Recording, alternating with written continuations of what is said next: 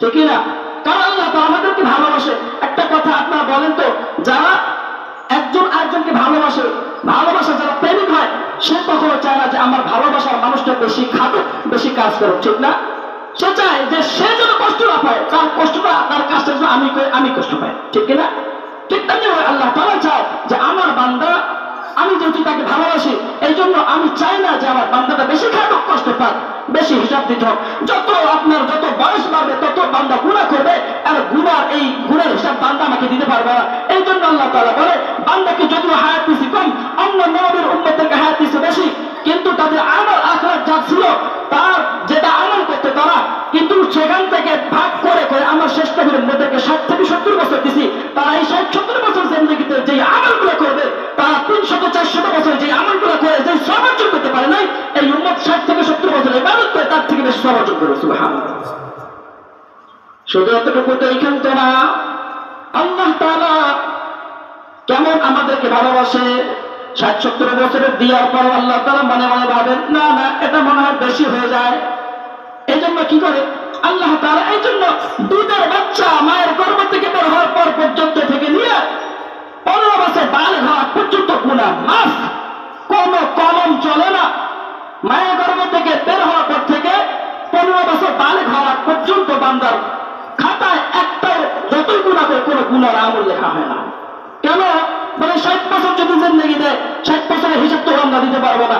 এই জন্য 15 বছর আল্লাহ তাআলা মাফ করে দেয়। সুবহানাল্লাহ। তাহলে থাকি কত? 45 বছর। এর মধ্যে থেকে আল্লাহ তাআলা আমার মনে মনে ভাবেন যে না না, এটাও বেশি হয়ে যায়।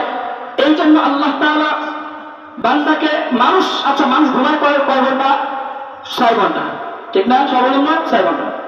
এখন 24 ঘন্টা একদিন, 24 ঘন্টাকে যদি 4টা ভাগ করা হয়, তাহলে 4 6 24।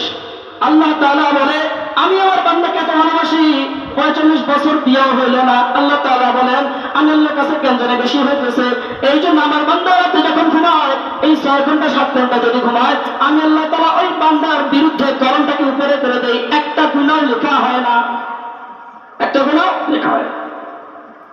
এখন এত কিছু করার পরেও আল্লাহ তাআলার কাছে মনে হয় 15 বছর শুরু থেকে মাফ, 60 বছর দিলাম, এর মধ্যে 15 বছর মাফ, বান্দা প্রতিদিন 6 ঘন্টা করে মাফ, এরপরেও যদি কিছু থাকে, আল্লাহ তাআলা বলে, বান্দা তোমাদেরকে আমি ডাকতে থাকি নামাজের মধ্যে, আসো।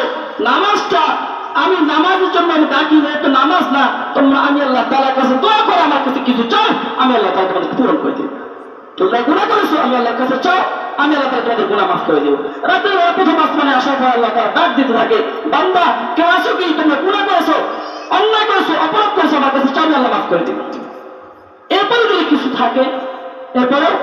থাকে, বলে এক নামাজ পড়বে বান্দা, এক নামাজ থেকে নিয়ে আরেক নামাজের মাঝখানে যদি নামাজ 2 ওয়াক্ত নামাজ পড়ে, জোহর পড়ছি, জোহর পড়ার পরে যদি আমি আসর নামাজ পর্যন্ত পড়তে পারি, তাহলে জোহর থেকে আসর পর্যন্ত যত গুনাহ করেছে আল্লাহ সব মাফ করে দিবে। সুবহানাল্লাহ, সব মাফ করে দেবে। এরপরেও যদি মনে করি যে গুনাহ থেকে যায়, তো আল্লাহ তাআলা বলে, এক রমজান থেকে নিয়ে রমজান পর্যন্ত যদি কোনো কেউ সময় পায়, যদি কেউ হায়াত পায়, তাহলে আমি আল্লাহ বলে দিলাম, এক রমজান থেকে আরেক রমজান পর্যন্ত বান্দা যত গুনাহ করে সব মাফ করে দেবে। সুবহানাল্লাহ। এরপরে যদি মনে হয়, প্রশ্ন আসে যে না আল্লাহ মাফ করে দিবেন তো বুঝলাম, এরপরে যদি কিছু কিছু থেকে যায়, আল্লাহ তাআলা বলে, বান্দা তুই তো দেখিস নাই, আমি রমজানের রহমতের পরে 10 দিন দিলাম মাগফিরাত। এই মাগফিরাতে তোর যত আমলের মধ্যে যদি কোনো গুনাহ থেকেও যায়, আমি আল্লাহ তাআলা সেটাকেও এই 10 দিনের মধ্যে মাফ করে দেব। সুবহানাল্লাহ। এখন সব গুনাহ মাফ হইল, এখন তো কিছু পুঁজি দরকার, ঠিক না?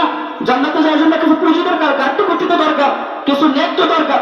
নেক তো নাই, যা ছিল, যা কামাই করলাম তাই তো খায়া ফেললাম, যা গুনাহ করছি আল্লাহ মাফ করে দিছে, কোনো পুঁজি আছে? পুঁজি নাই। আল্লাহকে জিজ্ঞাসা করো, আল্লাহ পুঁজি তো এলো না। আল্লাহ বলে, বান্দা আমি মালিক তো তোকে ভালোবাসি, তুই তো জানিস না তোর জন্য আমি আল্লাহ তাআলা কি বরাদ্দ করছি।